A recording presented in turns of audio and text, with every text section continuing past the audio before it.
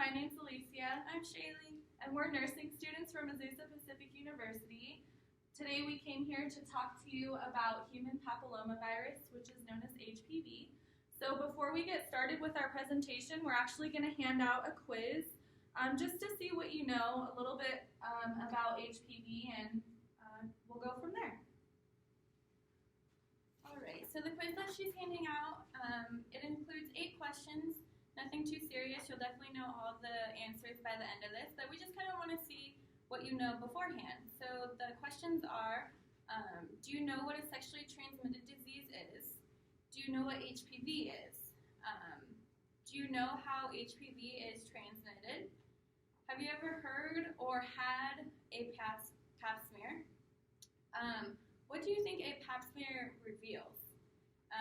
Are you aware about how common HPV is and what statistics they have? When should you get tested for HPV, and should you get tested for HPV? Is it that serious? And do you think there is any prevention that is available for HPV?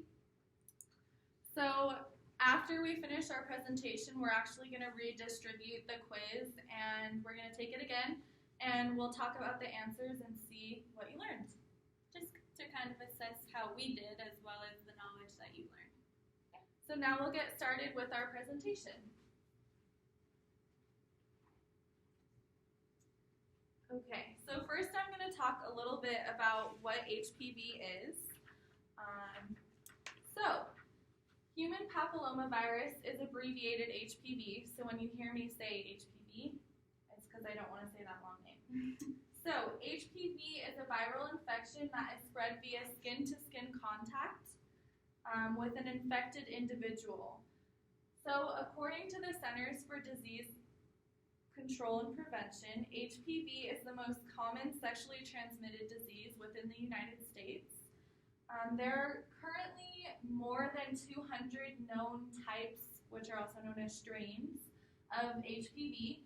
So as you can see, about 40 types or strains can infect the genital area, including the vulva, vagina, cervix, rectum, anus, penis, and scrotum.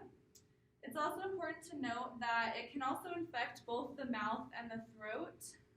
So these strains are transmitted strictly through sexual contact with an infected individual. There are also other types of HPV that are not strictly associated with sexual contact but can be spread via skin to skin. These other types of HPV are not necessarily low risk, but they're not high risk. They contribute to hand and plantar warts, which are warts on the feet. So HPV is easily spread through skin-to-skin contact or sexual contact or intercourse. So this includes vaginal, anal, or oral intercourse with an infected individual. It's important to know that most people who have HPV are completely asymptomatic, meaning that they don't show any symptoms of having HPV and perhaps they're completely unaware. Despite the fact that they don't have symptoms, they are still able to transmit that disease to someone else. So just because you don't have symptoms doesn't mean that either you don't have it or that you can't spread it. Therefore, it is important for everyone to get tested.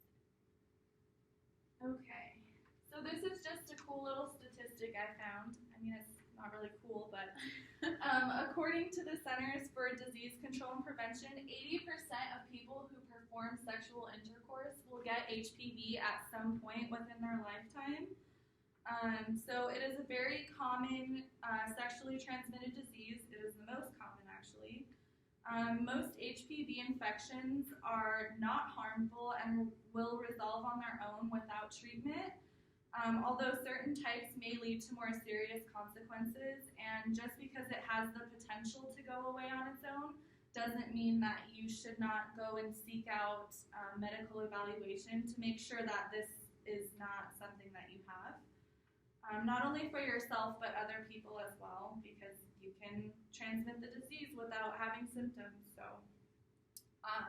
it's important to remember that most people who have HPV or who have sexual intercourse will encounter HPV at some point within their life or become infected. So don't feel ashamed or afraid to seek medical attention or treatment or anything, because it's so common and it's better to find out sooner than later. So, is human papillomavirus serious?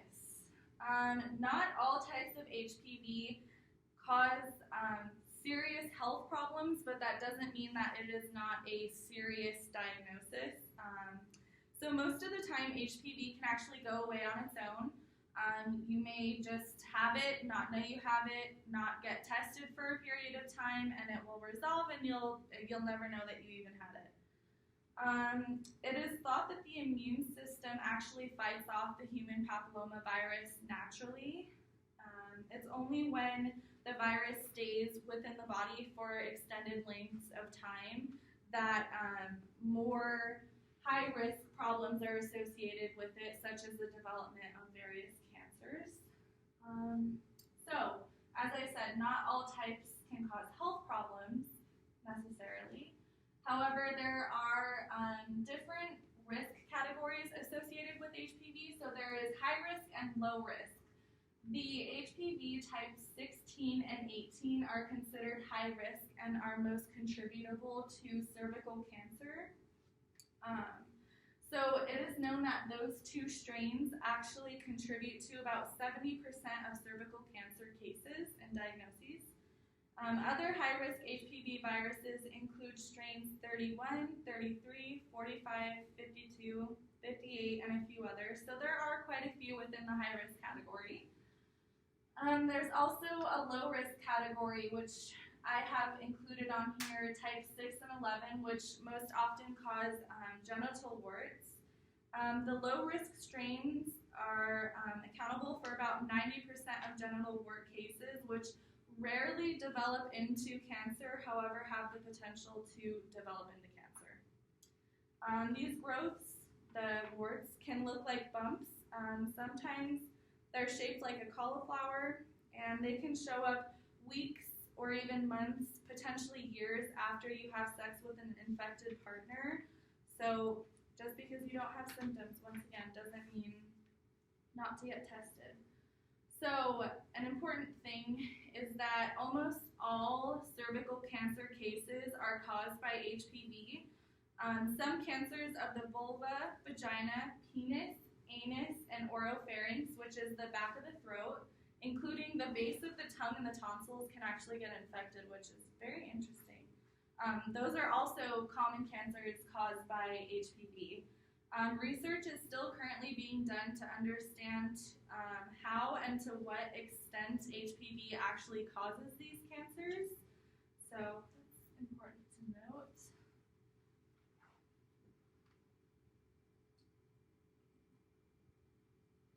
Okay, so we're just going to touch on some of the signs and symptoms of HPV. As Alicia already mentioned, warts. So there's actually multiple different types of warts that you can contract from HPV. The most common is going to be genital warts, and those can range in different shapes, different appearances. They can be small, large, they can be flat, cauliflower shaped, as she already explained. These can be white, like really white, or flesh. So sometimes the flesh ones are a little less noticeable, so definitely once again get checked, because sometimes you can see it, sometimes you can't. And also, as she said, some people don't even have symptoms right away. So these symptoms can appear years later. Another type of wart is called the common wart. These warts are most commonly found on your hands and your elbows. And they kind of are a rough raised bump. And then there are going to be plantar warts. Those are on your feet, mainly on your heels. These are like hard, grainy warts. And these warts, they hurt your feet. They really do. You're definitely going to notice that you have them. And then there are flatworts, which the most common age group is going to be your age group, the adolescents that get these flatworts. And these are most common on your face and your neck. So these ones are visible, you will notice them. And then another more serious symptom of HPV is cancer. As Alicia already explained, you can get cancer of the cervix, the vulva, the vagina, the penis, the anus, and then the oral pharynx, which is your throat, as she explained. So this is a picture of the HPV virus right here, and it infects the tissue, and then it causes the abnormal skin growth right here, which is going to be the wart.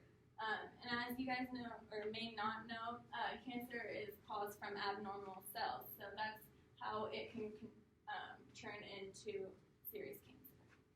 So this is also just something to consider and why it's important to regularly perform a physical assessment of yourself, like women are instructed to perform the monthly breast exams. It's also good to just take a general note of, you know, things that are popping up that you might not have seen before and what you're used to and not on your own body. Also, warts are pretty common, and some people may not think they're serious, and they may not be. But it is always good to just go to the doctor, get it checked out, just in case. So the diagnosis of HPV, it actually differs. There are different diagnostic examinations for both men and women. So for women, an HPV test for the cervix exists, but not for any of the other genital areas or any other area in general. So that cervical test is known as the Pap-Nicolau Pap smear, or the Pap test. So the Pap smear involves collecting cells from the cervix, which is the lower narrow end of the uterus that's at the top of the vagina. And so what they're going to do is take a sample from your cervix, scraping the inner wall to get cells, which are not visible to the naked eye. So they will send that off to a laboratory where then they will be looked at under a microscope. And the purpose is to detect if there's any abnormal cells, which are generally caused by HPV. So maybe the cells are larger, are clumped, you know, just different abnormalities that can be present. So the United States Preventative Services Task Force currently recommends that women should have their first Pap smear at age 21, regardless of the onset of sexual activity. So whether or not you're having sex, it's still important just to get checked up at age 21. It's a routine examination that they will do at the gynecologist. Women ages 21 to 29 should have a Pap test approximately every 3 years. So you have your first one at age 21, and then every 3 years thereafter. From ages 30 to 65, women should either receive a Pap test every 3 years, just as the process that I just mentioned. Otherwise, they can receive an HPV test every 5 years, which will screen primarily for only the types of high-risk HPV strains. And this is done through a DNA examination of those cervical cells. Another option is to receive both tests together every 5 years as opposed to every 3 years, and this is known as co-testing because you're receiving both of those examinations within that period. So if you go to the doctor and you get an HPV test and you get a call back and it's positive, it is not a reason to panic. It doesn't definitively mean that you have cancer. It means that you have a type of HPV that was found through your cervical examination, through that Pap smear, that has the potential to increase the risk of developing cancer at a later point in life. Knowing this, however, although it's scary, it does allow you to know that you need to be having the routine examinations and keep up with your health and monitoring yourself, as well as regularly visiting your gynecologist. Most likely they'll want to perform more tests. So knowing this information that you do have a positive test, it's something to keep an eye on. Most likely your gynecologist will want to do more tests, or they're going to want to do those pap smears more often rather than waiting 3 years in between. They'll want to do it more to see what's going on and keep an eye on you. So for men, unfortunately, there's no diagnostic test for men that currently exists. It's important to note that the HPV DNA test is only available for women, which is the pap smear performed through cervical scraping and analysis. So women get checked, and this is something to keep an eye on. Like we said earlier, it may or may not have symptoms. So if you're having symptoms, go, and if you're not having symptoms, still go. Also, you might think 21, when you're 21, that's so far away, but definitely keep it in mind because it is very important that you do start to get checked at 21. So for the treatment of HPV, there is actually no cure for HPV, but our human bodies are actually really awesome in the fact that our immune system can actually fight this and it goes away on its own.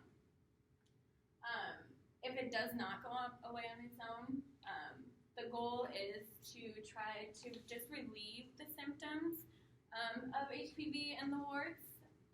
So there's different ways you can do that. The most common is going to be the cryosurgery. This is where they freeze off the warts. So you might have heard of some of your friends going to the doctors. They might have warts on their hands, nothing serious, and they go and get it froze off. That's going to be that. There's the loop electrosurgical excision procedure, and this is where they use a special type of loop to remove the wart and the abnormal cells.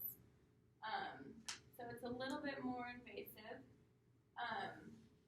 Then there's the electrocautery, which is where they burn off the warts. So instead of freezing it, they burn it off, trying to remove the warts and the abnormal cells and then kind of cauterize your skin together. There's the laser therapy, which is an intense light. They'll put it on the wart, and this will also help remove those abnormal cells. And then the last option is going to be a prescription cream, and this means that you get it from the doctor. So it's a prescription from your doctor. Don't use any over-the-counter medications. Make sure that it is prescription. Definitely, if you have warts, go get it checked. It might not be anything serious, but they can prescribe you cream to help it go away. Like I said, with the over-the-counter medications, they actually can potentially make it worse. So go get checked.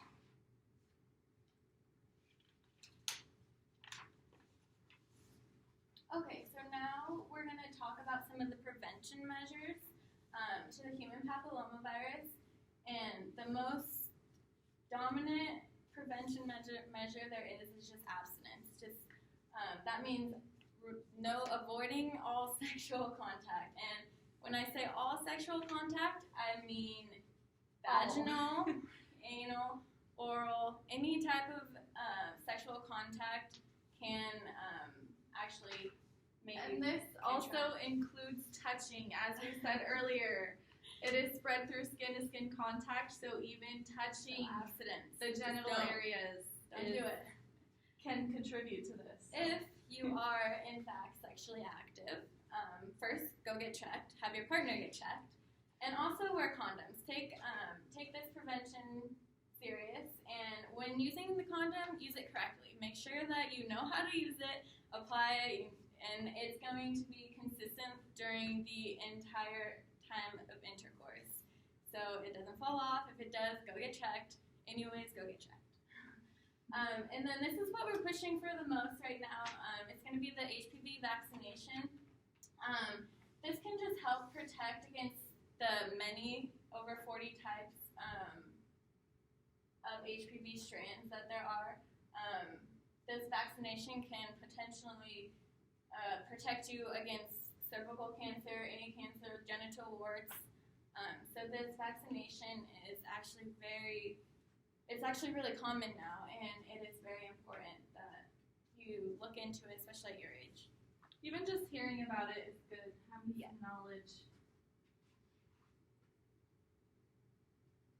Okay, so for the human papilloma vaccinations that we were talking about, there are actually three different types available that are designed to protect against the HPV infection. There is the cervix, and this vaccination is just for girls starting at 9. So around your guys' age, you guys can probably get it, 9 to 26 years old. There are going to be 3 different doses of this. So it's not just a one-time vaccination. You're going to go back to the doctor through a specific schedule that I'll talk about next for 3 different doses of this.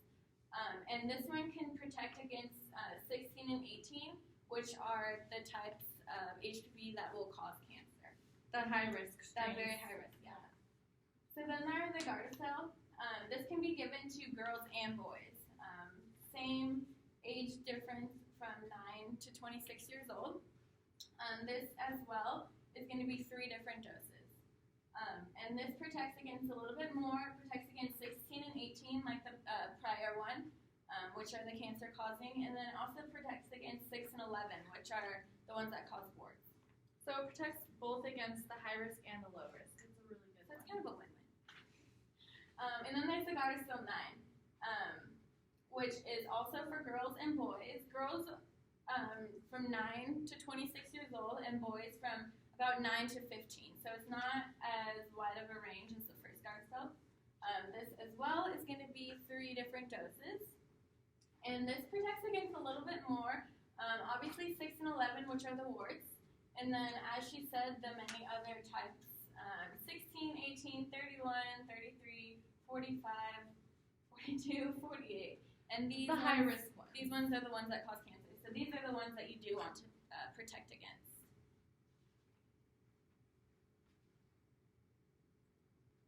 Okay, so as I said before, there is a schedule because there are 3 different doses in most cases. Around 9 to 14, you can get 2 doses or 3 doses. So this is going to be your first dose, and your second dose is going to be 6 to 12 months after. For 3 doses, this is your first one. Your second one is going to be about 1 to 2 months after, and then 6 months after the first one. And then this one, if you are 15 to 26 years old, you're going to get your 3 doses. This is going to be your first dose. Second dose is going to be about 1 to 2 months after. And then the third dose, this one as well, is going to be 6 months after the first dose.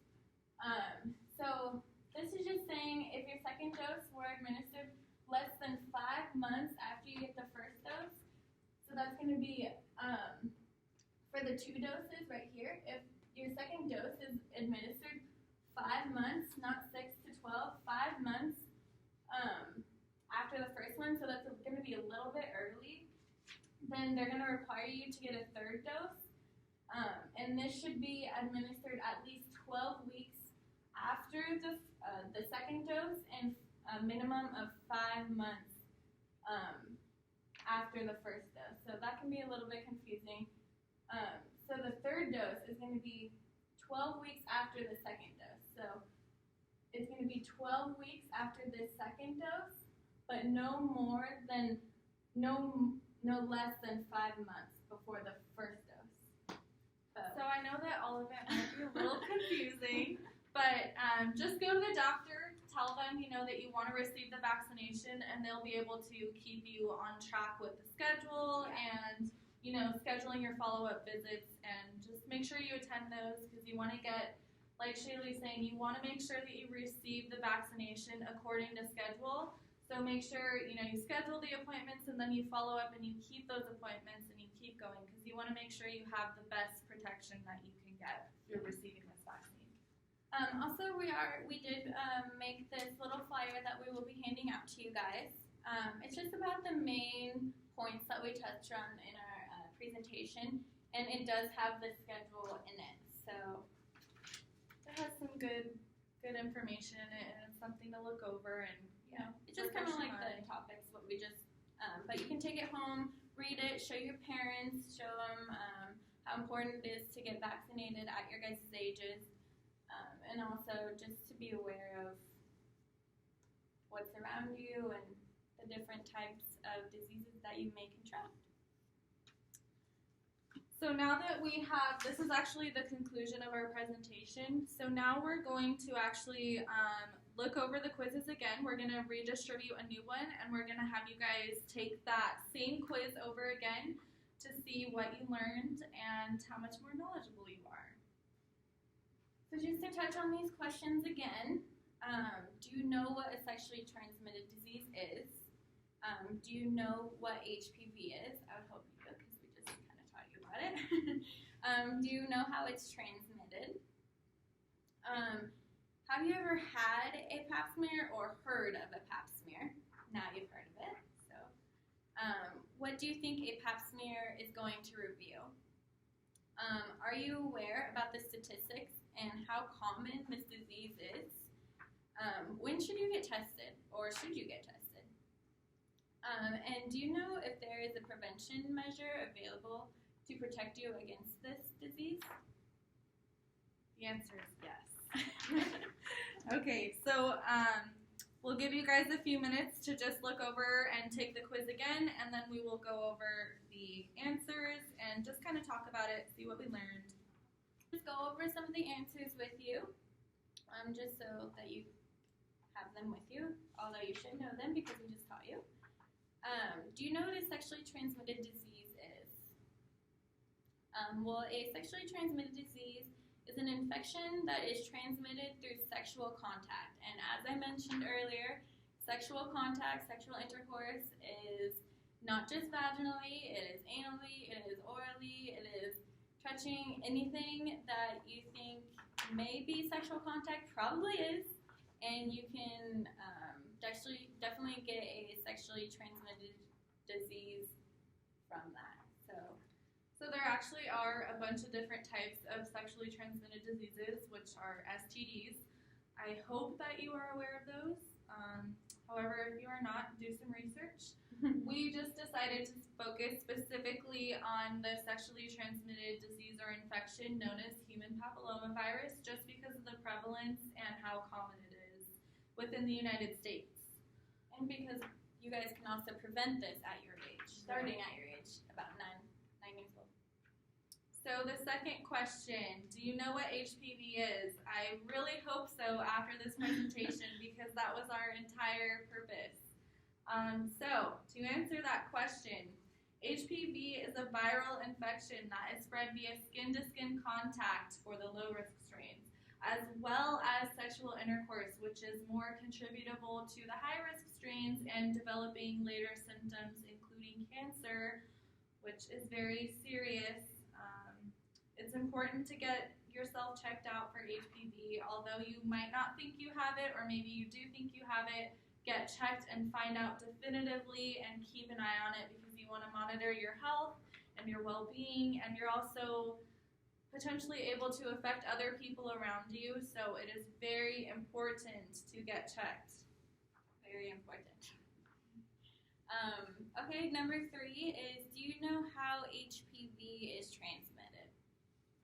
Well, as we have stressed, it is through skin-to-skin contact. So sexually, just very, just touching each other, really, you can get it. So definitely, I wouldn't say don't touch people, but definitely be cautious about what you are doing and just get checked. And be cautious about the people who you are choosing to have sexual intercourse with. You know, it's very important before you do have sexual intercourse with someone, whether that be touching or, you know, actual intercourse. It's a good idea to bring up the discussion of whether or not they have been tested for STDs, not specifically just HPV, but everything in general, because, you know, you want to be aware of these things before you do certain activities. Yeah, it could put yourself at risk. Yeah, it could potentially harm you, not just because your partner may not even show symptoms. He could be asymptomatic. And just asking that question brings about awareness to it and says, you know, hey, this is something I'm concerned about, and not only for myself, but for you as well. So, important to do do that. So question number 4, have you had or heard of a pap smear? I will not make everyone raise their hand as to whether or not they have had a pap smear. However, I hope that you have learned what a pap smear is and the process of it. So as I had mentioned, just a little overview, the pap smear is the cervical scraping examination where they will go in and take a sample of cells, determine whether or not they're abnormal, and then analyze. If there are abnormal cells, it's most likely due to HPV. However, that is something that your doctor will determine and discuss with you. And the description of that procedure may sound a little scary to some, which may cause you to not, or kind of put it off when you are around 21. But it isn't. It's not. It's just kind of uncomfortable. It doesn't hurt.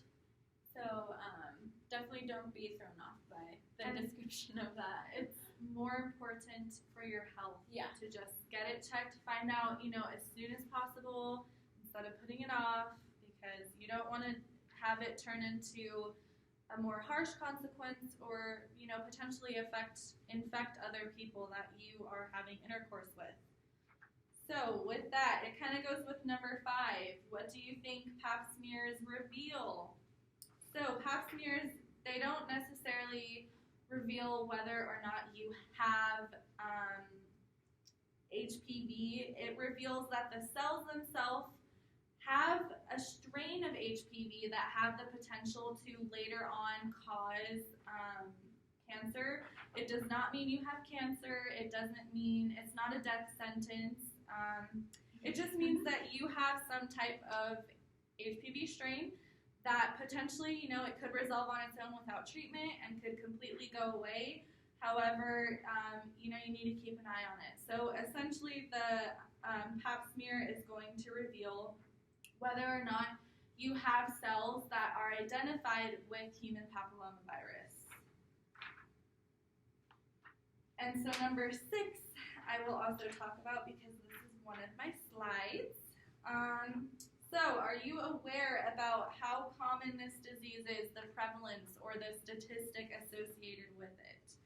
So I have mentioned my little interesting statistic was, according to the Centers for Disease Control and Prevention, approximately 80% of people who perform sexual intercourse will encounter this infection at some point within their lifetime. And, this goes along with not being afraid or ashamed to get tested. Due to how common it is not something that you're going to go to the doctor and the doctor is going to look at you funny, or, it might be a little bit awkward to talk about with your parents, but it is very important to go get yourself checked and bring about awareness to it. Okay, so number 7, when should you get tested? And Alicia kind of touched on that. You should definitely start to get tested right at 21. You should get your first pap smear right at 21, and then it's like biannually after that. If it does come back irregular, nothing to stress on, but they will make you get tested more frequently also. And then 8, do you know if there's any prevention available? Which I would hope you would, because right here, that's going to be the vaccination. As I talked about, there are 3 different types of vaccinations that you can get. 1 for just girls and 2 for girls and boys. So it is very important for girls and boys to get this. And you can get it after you're sexually active. It is preferred before, just to kind of prevent you from even having the chance of getting it. But you can get this from 9 to 26 years old. That's going to be the most prevalent time that you can contract HPV if you are sexually active. So it's also important. It's also important to note that if for whatever reason you go and you get the vaccination, knowing that you have HPV, if you go and get the vaccination, it is not going to reverse it. It is not going to cure you. This is a prevention measure, and by the time that you have HPV, not to say that you shouldn't get the vaccination, but just be aware that it is not going to reverse it or cure you. There is no cure. So That's But just you can something to relieve the consider. symptoms, and your body, as we said, we are amazing human beings, can fight it off. So we hope you learned from our presentation, and take your pamphlets home so you can show your parents